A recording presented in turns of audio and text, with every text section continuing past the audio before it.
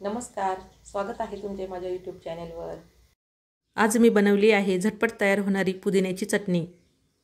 ही चटणी तुम्ही आप्पे, डोसे, इडली, ढोकळा यासोबत खाऊ शकता।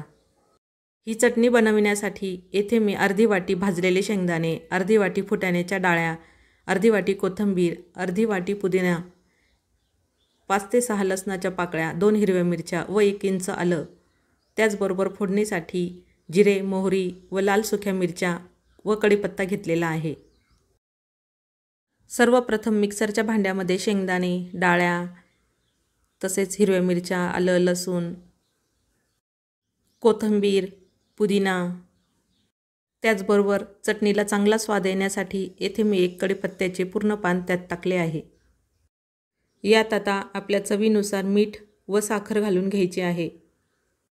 चटणीला छान आंबटपणा देण्यासाठी येथे मी अर्धे लिंबू पिळून घेतलेले आहे, त्यामुळे चटणीची चव छान लागते।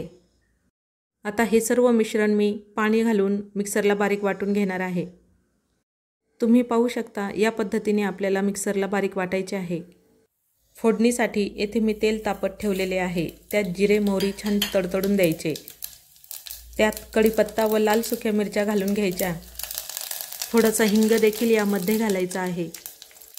तयार केलेले चटणीचे वाटण आता यात घालून घेऊया।